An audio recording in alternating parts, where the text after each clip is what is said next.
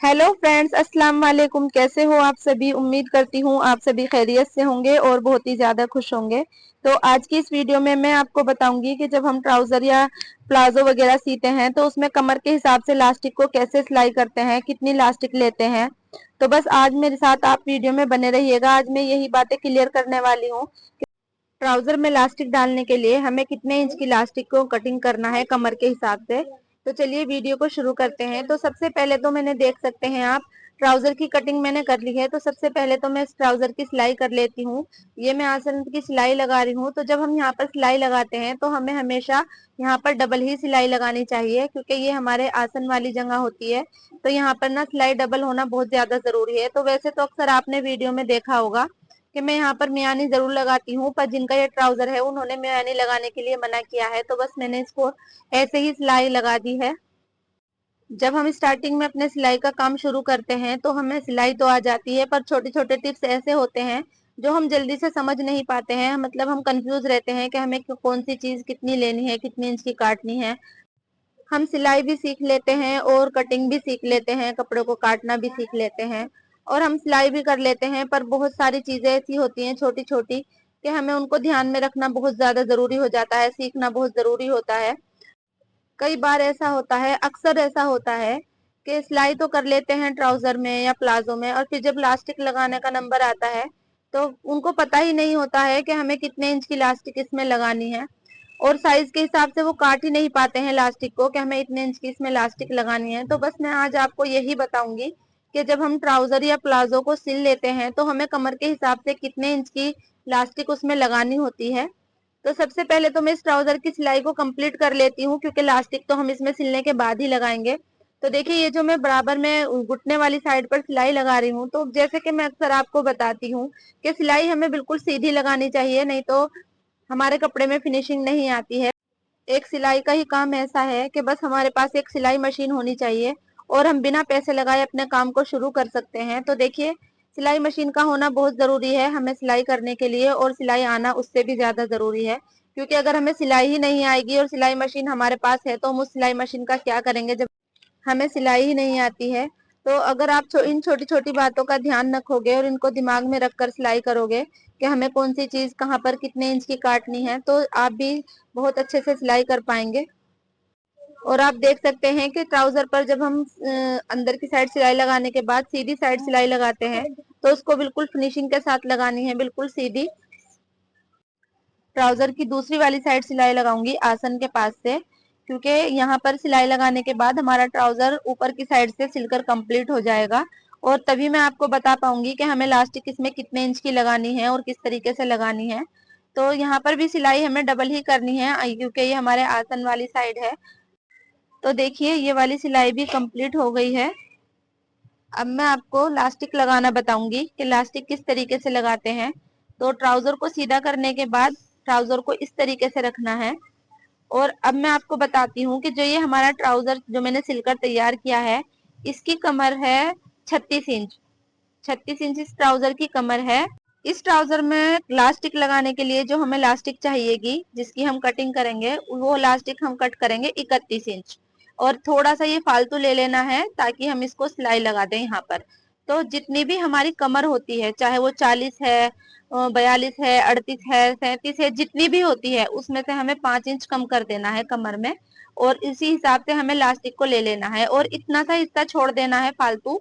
मान लीजिए पूरी लास्टिक में 1 इंच, तो वो सिलाई लगा देनी है इस तरह से। ये आधा इंच जो हम एक्स्ट्रा लेते हैं दोनों साइड से, मतलब ये 1 इंच हो जाता है, उसको हम इस तरह से सिल लेते हैं। तो जितना भी हमारे कमर का हिसाब बैठता है वो 5 इंच कम करके, तो उतनी ही लास्टिक ये हमारे पास रह जाती है। तो देखिए, लास्टिक को मैंने इस तरह से आपस में ज्वाइंट कर लिया है। अब मैं आपको बताऊंगी कि जो जब ट्राउजर में हम लास्टिक को लगाते हैं तो किस तरीके से लगानी है।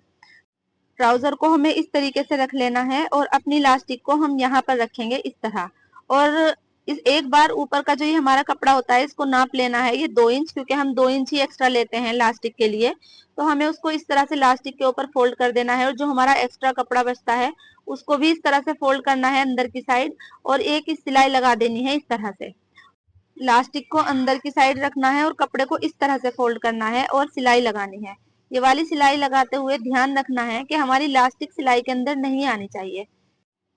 बहुत ही इजी तरीके से ये इलास्टिक लगकर तैयार हो जाएगी, बिल्कुल भी परेशानी नहीं होती है इस तरह से सिलाई लगाने में। बस इसी तरह से हमें इलास्टिक को अंदर रखना है और कपड़े को फोल्ड करना है और इस तरह से एक सिलाई लगानी है। और जब हम इलास्टिक को कमर के हिसाब से कट कर लेते हैं ना और हम अपने ट्राउजर या प्लाजो पैंट पर लगाते हैं तो हमारा कपड़ा तो ज्यादा होता है और इलास्टिक हमारी छोटी होती है, क्योंकि हम उसको 5 इंच कम कर कर काटते हैं अपनी कमर के हिसाब से। तो इस तरह से कपड़े को पीछे करते रहना है और इलास्टिक को बेल्ट वाले कपड़े के अंदर रखना है और इस तरह कपड़े को फोल्ड करते हुए सिलाई लगानी है। ये देखिए, इस तरह से कपड़े को साइड करना है और इलास्टिक को बाहर निकालकर इस तरह से कपड़े को फोल्ड करना है और सिलाई लगानी है।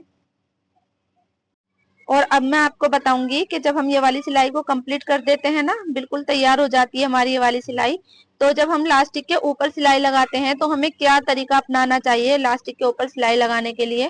तो देखिए, मेरी सिलाई कंप्लीट हो गई है और अब मैं एक्स्ट्रा धागे कट करने के बाद ये जो हमारी लास्टिक वाला हिस्सा होता है, ये वाला, इसको हमें गोलाई में इस तरह से हर तरफ से पकड़ना है और इस तरह खींचना है।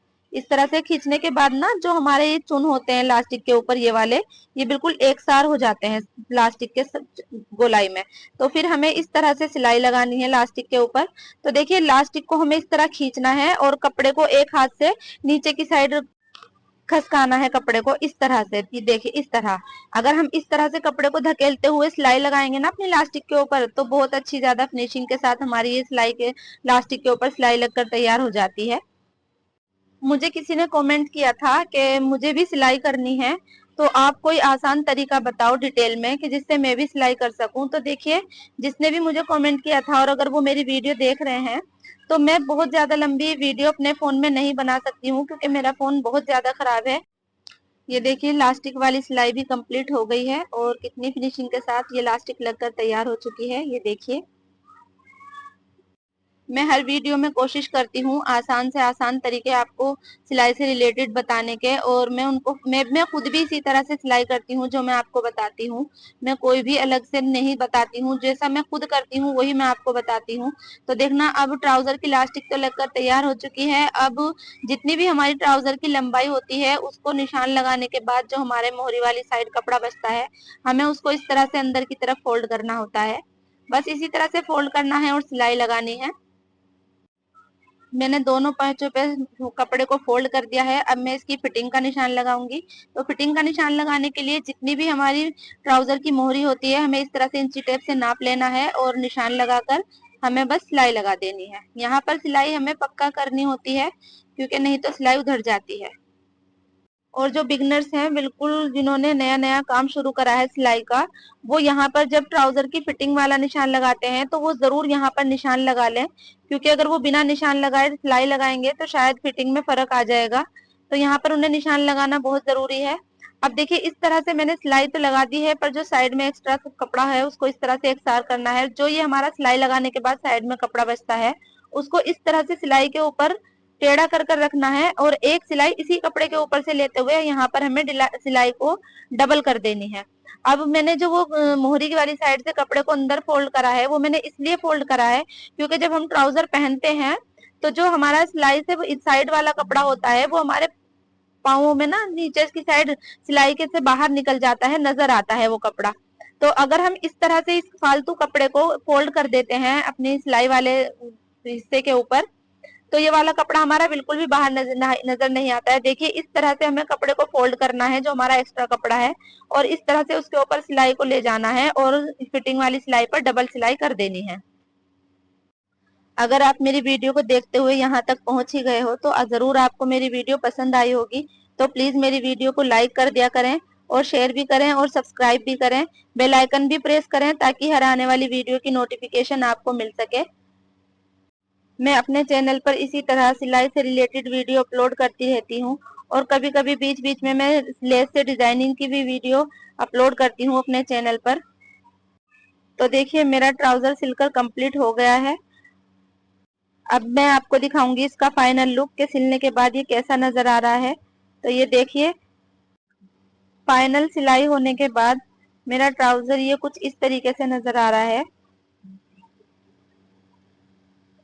ये देखिए, तो बस आज के लिए इतना ही, मिलते हैं नेक्स्ट वीडियो में। अल्लाह हाफिज।